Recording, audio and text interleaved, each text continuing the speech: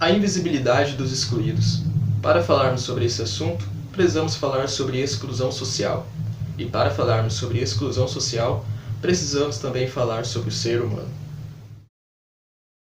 O ser humano, como ser social, não existe individualmente, mas sim em relação a um grupo, seja pertencendo a ele ou sendo excluído, tendo então como principal vulnerabilidade essa dependência do outro e que traz consigo o sentimento da necessidade de existência, sendo que tal sentimento de existência só se adquire com o seu reconhecimento pela coletividade.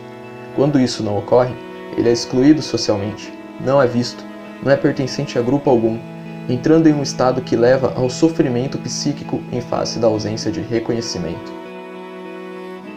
Psicanalistas afirmam que tal sofrimento se apresenta por meio da depressão, de algumas psicoses e até da violência, pois, como apontava Freud, a relação com o outro é a maior fonte de sofrimento humano, passando a ser então a ausência de reconhecimento pelo próximo o maior horror humano.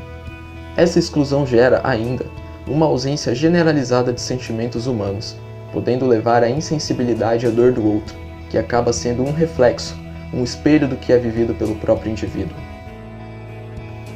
Na exclusão, frequentemente ocorre uma imposição de isolamento que é marcado pela marginalização daqueles que são excluídos e que são segregados em instituições com a justificativa de proteção, fazendo-nos indagar se o intuito é proteger quem está dentro ou quem está fora. Essa segregação nada mais é que a invisibilidade da qual estamos tratando. Um bom exemplo dessa segregação é relatado pela jornalista brasileira Daniela Arbex em seu livro intitulado O Holocausto Brasileiro, lançado em 2013 e que serviu como base para um documentário de título homônimo. O livro trata sobre o Hospital Colônia, que foi um hospital psiquiátrico fundado em 1903 na cidade de Barbacena, Minas Gerais, com o objetivo de oferecer tratamento psiquiátrico aos doentes mentais da região. Parece promissor, não? Porém, tudo mudou na década de 80, quando o psiquiatra italiano Franco Basaglia, em visita realizada ao hospital, o comparou com um campo de concentração nazista, devido aos maus tratos que os pacientes eram submetidos. Inicialmente, o hospital foi construído com cerca de 200 leitos, porém, ele chegou a operar com, em média, 5.000 pacientes por internação na década de 50. Sua finalidade era atender pessoas com transtornos mentais, porém, ele acabou tornando-se uma espécie de campo de extermínio para aqueles que não se adequavam aos padrões normativos da época ou não atendiam aos interesses políticos de classes dominantes, estimando-se que 70% dos pacientes não tinham diagnóstico de qualquer tipo de doença mental, tendo então pacientes que eram apenas alcoólatras, crianças indesejadas, prostitutas, homossexuais, vítimas de estupro, mulheres com senso de liderança que não desejavam casar e até homens e mulheres que tiveram seus documentos extraviados. Os pacientes, além da vida precária em um local com uma enorme falta de estrutura para o que for inicialmente concebido, sofriam também com estupros e torturas físicas e psicológicas, coisas que eram frequentes no interior do hospital. Além de serem forçados a trabalhar manualmente, também eram submetidos a terapias de choque e a duchas escocesas, como forma de castigo ou perseguição feitos pelos funcionários.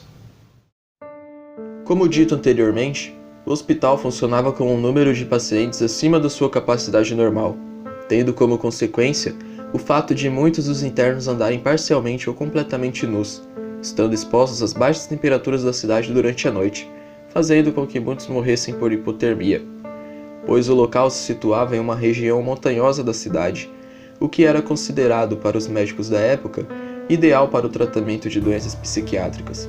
Um dos médicos que trabalhou no local relatou que, em um único dia, 17 pacientes chegaram a morrer devido ao intenso frio.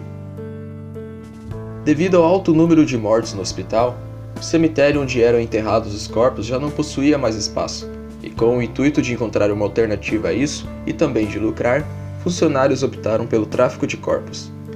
Diversas universidades do país encomendavam os restos mortais das vítimas do hospital para uso em seus laboratórios. Porém, quando a procura era baixa, os corpos simplesmente eram dissolvidos em ácido para que as ossadas fossem comercializadas.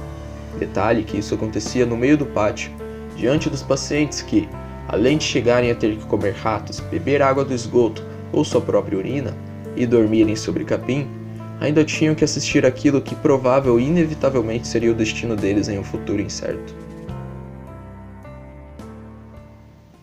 Anos após a visita de Franco Basaglia, o hospital foi finalmente fechado. Os poucos sobreviventes foram transferidos para abrigos de melhores condições semelhantes a casas, com o objetivo de fazer uma reinserção à sociedade, acompanhados por médicos, além de passarem a receber indenização do Estado.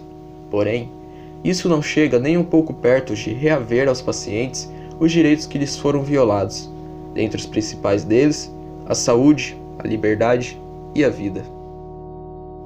Além de se notar de que devemos constantemente refletir sobre os erros do passado, de modo que possamos sempre melhorar e não cometer os mesmos erros e até novos erros na atualidade, pode-se perceber também que a exclusão social sempre esteve presente em nossa sociedade, sendo ela algo que devemos evitar, pois ser aceito, ser legitimado e ser reconhecido é essencial para uma existência menos miserável, precisando então o ser que erroneamente excluímos daquilo que todos nós precisamos, do sentimento de empatia, do reconhecimento. Pois, como afirma o psicanalista uruguaio Marcelo Vinhar, ser o excluído, o hostil, o não aceito, é uma experiência que se assemelha à loucura.